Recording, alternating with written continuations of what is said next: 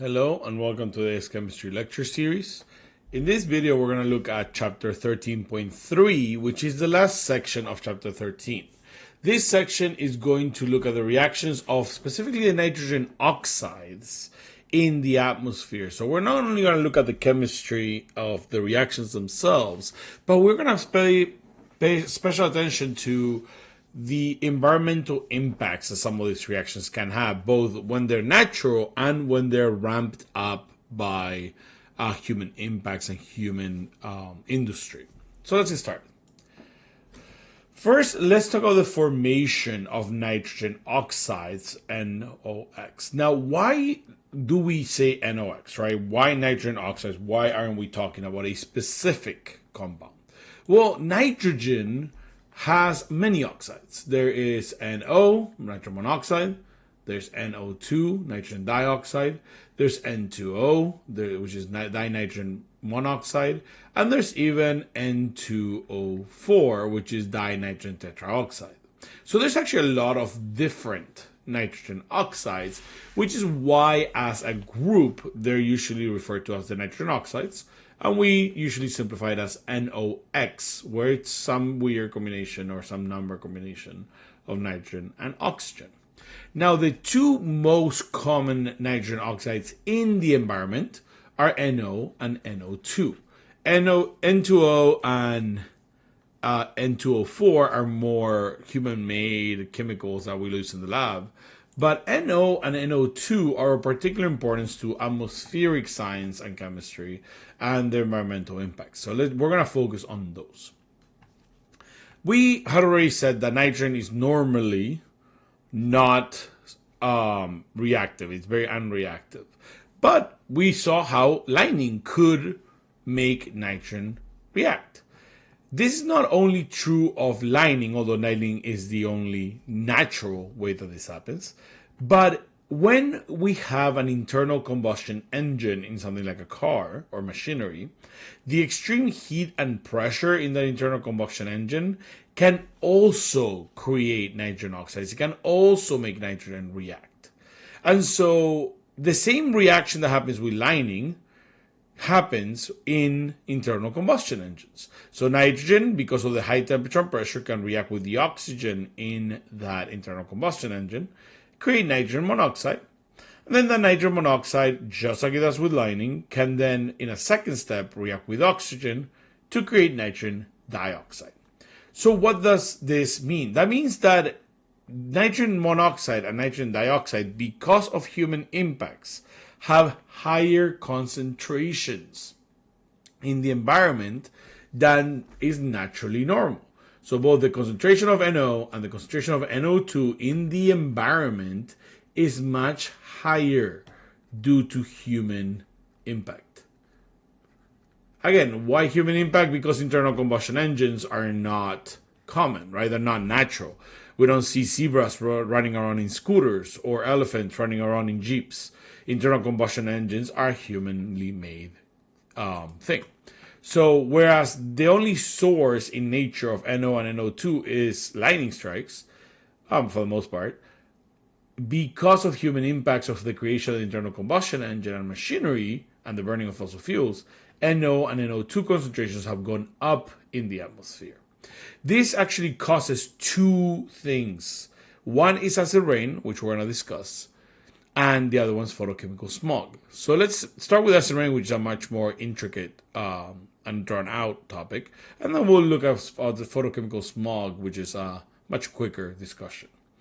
But again, this is not because NO and NO2 exist, because they already exist in nature, but because of their higher concentrations, thanks to the doings of humans and the Industrial Revolution.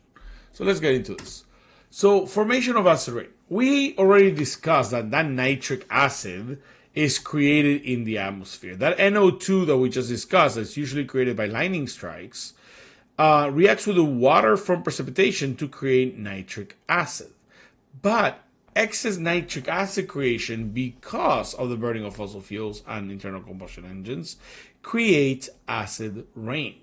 Why acid rain? Nitric acid is common in rain. Like we said, rain is slightly acidic, has a slightly low pH.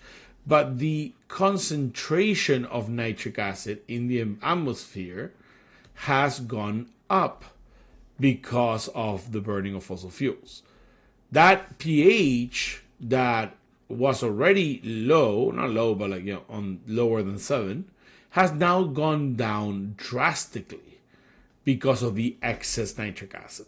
And that's what we call acid rain. It's not that rain is not acidic, rain is slightly acidic, but rain is much more acidic than it should naturally be because of the burning of fossil fuels and internal combustion engines. Now, why is this the case? One of those things is the creation of the nitric acid. The other one actually involves sulfur. So we're going to delve a little bit into sulfur here, away from nitrogen, before we bring them back together. Sulfur dioxide is also produced as a byproduct from burning fossil fuels. Fossil fuels can have sulfur in them as a contaminant, just because of natural processes. And when that sulfur is burnt in oxygen, because of the burning of fossil fuels, it creates sulfur dioxide. That sulfur dioxide that's created through the burning of fossil fuels and their impurities can then further oxidize into sulfur trioxide in an equilibrium reaction called the contact process. And we saw this equilibrium reaction when we did chapter, I believe it was chapter 8, the equilibrium chapter. And that sulfur trioxide can then react with with water to create sulfuric acid. So this process is not natural because there's very limited amounts of sulfur dioxide in the atmosphere from natural processes. There's some, not a lot. The concentrations of sulfur dioxide in the atmosphere, thanks to the burning of fossil fuels, increase because of those byproducts and those contaminants in fossil fuels, which makes the concentration of sulfur trioxide increase because of its reaction of sulfur dioxide with oxygen. And then that makes the sulfuric acid concentration in rain increase. And as you can imagine, because sulfuric acid is an acid, the combination of the sulfuric acid now present in rain because of this process, along with the extra nitric acid from the extra nitrogen dioxide because of internal combustion engines, drop the pH of that rain even more. And so rain becomes very acidic in nature. That's what we call acid rain. This is much more prevalent in industrial areas near things like factories, or in really populated areas like Los Angeles, Mexico City, that kind of place. So this is the process of creating acid rain. These are the actual chemical reactions that create acid rain. Again, not because they're not natural, but because they're happening at a much larger rate due to the burning of fossil fuels and internal combustion engines. Now, how are these two related though? We already saw that these are both acids that are created in the atmosphere, and so they contribute to the creation of acid rain. But in reality, it's actually a little more complex than that. Nitrogen oxides actually act as a catalyst for the formation of sulfuric acid in the atmosphere. So not only do excess nitrogen oxides create nitric acid and contribute to the low pH of rain, but nitrogen dioxide can actually speed up the creation of sulfur trioxide. So we saw that the reaction between, I'm going to put it up here for reference, the reaction of sulfur dioxide with oxygen can, in an equilibrium reaction, create sulfur trioxide. Well, this reaction can actually be sped up quite a bit because of the reaction of sulfur dioxide with nitrogen dioxide in the air. When we create extra nitrogen dioxide, it can actually react with the sulfur dioxide present in the air, which normally would stay sulfur dioxide because it's an equilibrium reaction. And it can create a reaction where sulfur trioxide is made at a faster rate. That reaction between nitrogen dioxide and sulfur dioxide creates sulfur trioxide and leaves the nitrogen monoxide left over from the reaction. So why do we call this a catalyst? Well, that nitrogen dioxide, like we saw earlier, can actually react, because it's very reactive, with oxygen in the air to create nitrogen dioxide, and it creates a feedback loop. Essentially, the nitrogen dioxide reacts with sulfur trioxide, creates nitrogen monoxide, which feeds into a reaction with oxygen, which are both very quick. And then the nitrogen dioxide goes back and reacts with sulfur dioxide again, creates nitrogen monoxide, recreates the nitrogen monoxide, which then becomes nitrogen dioxide with the oxygen, so on and so forth. That's why we call this a catalyst. So we call it an NO2 catalyst. Because the nitrogen dioxide is recreated with the oxygen. And that's a fast reaction. So this process actually happens much more quickly than this process, which is slow.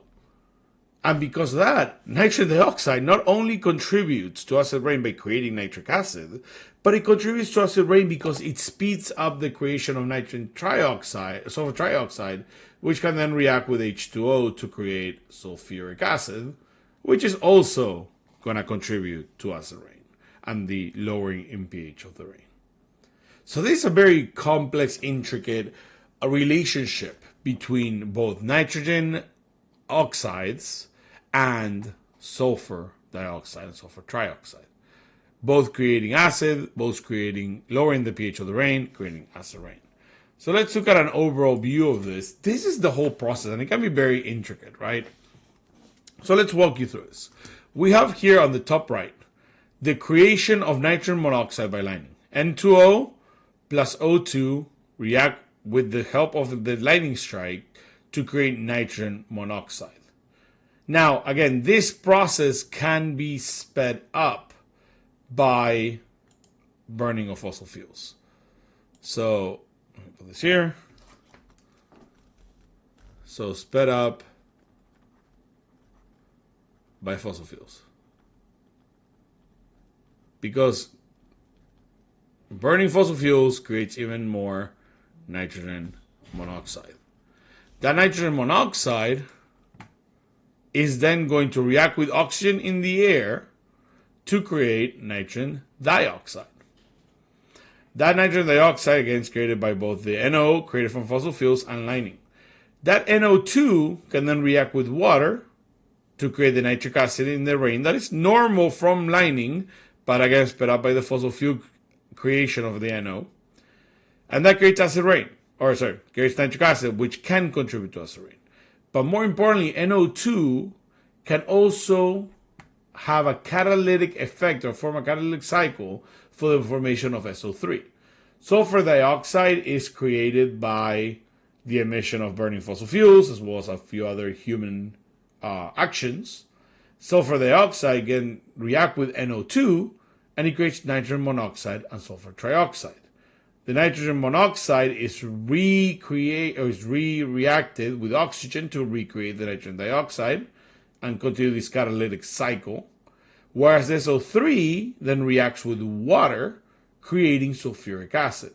That sulfuric acid then falls in the form of rain.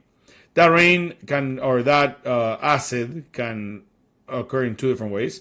If it reacts with rain in the atmosphere, it creates what we normally call acid rain, which has a much lower pH than it should, of around 4.5 or below. Well, if there is no water, if it's a dry climate, it can fall as acidic dust, which again is just essentially it rains solids. And that acidic dust has also harmful impacts. This can kill plants and animals by lowering the pH of water and soil. It can have harmful effects on human life because it negatively affects our health. It can corrode different concretes and stuff like that, so hurting infrastructure. So it creates a lot of different issues, both in nature and to human life. So that's the general gist of acid rain. This is obviously a much more complicated concept, much more complicated topic, but this is not an environmental class. It is a chemistry class. So we do need to focus on the reactions that lead to this, particularly this two-step process of the catalytic cycle of NO2 for the creation of SO3. The two steps being NO2 reacting with SO2 to create nitrogen monoxide and sulfur trioxide, and then the NO reacting with the O2 to recreate NO2. Now, the other environmental impact that nitrogen oxides can have is photochemical smog. And if you've ever been to LA or Mexico City or a few other cities around the world which lie in basins or in essentially lowered land, you see this kind of fogginess above the city. Really, really, if you impactful if you've ever been to Griffith's Park in LA, it looks over the city and you can really see all that smog sitting there. Because LA and those kinds of cities are built essentially in a bowl made out of land, so the air just sits in there. So nitrogen oxides can react with atmosphere gases to create what we call secondary pollutants. Secondary pollutants are chemicals that are not created directly by humans, but are created by chemicals that we create and then react in the atmosphere. So whereas NO is not a secondary pollutant because we make that directly, the nitric acid and the sulfuric acid will be secondary pollutants. Now, those secondary pollutants can cause a lot of issues. They can cause complex reactions where smog is created, but they can also react with other pollutants as well. Another pollutant is what we call volatile organic compounds, or VOCs. And we're going to talk about these in chapter 15 when we look at organic chemistry. VOCs are primary pollutants that mainly consist of organic compounds made of carbon and hydrogen. And these are primary pollutants because we make them directly. These are directly made in internal combustion engines and by human impact. So VOCs can react with nitrogen oxides, both of which were primary pollutants. And with the help of sunlight, which provides UV radiation, they cause peroxyacetyl nitrates, or PAN. These PAN chemicals, the peroxyacetyl nitrates, are going to be a primary component of what we call photochemical smog. Now, why photochemical? What does that word mean? The term photo, so put here, the term photo means light. And then chemical obviously means chemical. So photochemical reactions are reactions which require light. Photochemical smog is smog created from photochemical reactions. So again, when we talk about photochemical reactions, we're talking about a reaction that requires sunlight. And again, sunlight, remember, is essentially another way of saying UV radiation.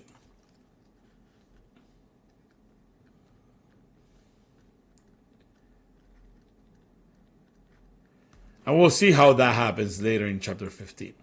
But these photochemical reactions and the PANs that they create, the peroxyacetyl nitrates, are one of the main components of this photochemical smog that we see over cities. That smog affects our health because it affects our lungs. It can irritate our eyes. It can kill plant life at really high concentrations and have some serious impact on human health and environmental health. Now, we don't need to know the detailed reactions of this, but just remember, VOCs, volatile organic compounds, can react with nitrogen oxides, NOx, to create PANs. PAN, which is peroxyacetyl nitrate. That peroxyacetyl nitrate is photochemical smog, essentially.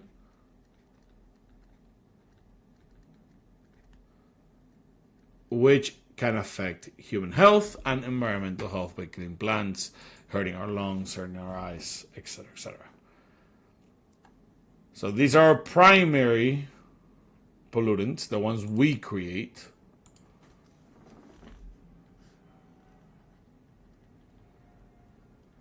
whereas our PANs, the peroxyacetonitrates, are our secondary pollutants because they are made from the interactions of primary pollutants. So that's what photochemical smog is in a nutshell. Obviously, the actual interactions of photochemical smog with the body and the lungs and the eyes, that's much, much more complicated, and it's medical stuff. We're not going to get into that, but just know the gist of what creates photochemical smog. BOCs react with nitrogen oxides to create PANs, and that's photochemical smog.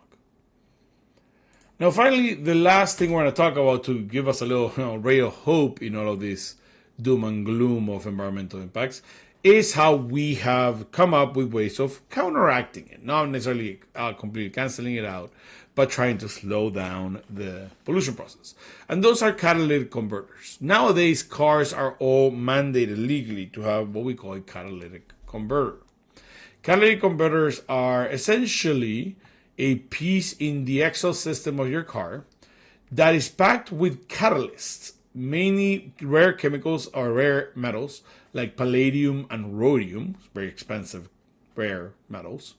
And those metals are going to act like catalysts that speed up the reactions between carbon monoxide and nitrogen monoxide.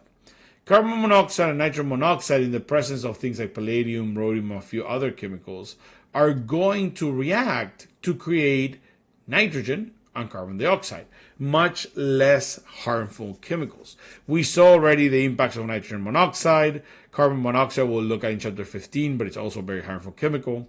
When these two react in the presence of these catalysts, they create nitrogen gas, which is normal in the air and makes 73% of the air, so that's not an issue. And carbon dioxide, which is still a bit of an issue because it is a greenhouse gas, changing the climate of our Earth, but it is a less drastic pollutant. So these are the results of the catalytic converter. And that is all done through just a catalyst reaction. It speeds up this reaction. It happens to the exhaust of your car. So the stuff that comes out is fairly safer than the stuff that goes in. CO and NO go into the catalytic converter from your exhaust, and it changes to N2 and CO2, which won't impact the environmental health as much as the inside, the reactant here. So that's one way in which we can try to counteract pollution. Obviously, there are much better ways, but this is not an environmental class. I will leave that to your AS environmental management teacher. That's it for section 12.3. Thank you for joining us. Section 13.3. And that is also it for chapter 13. I will see you all in chapter 14 when we're finally going to start organic chemistry.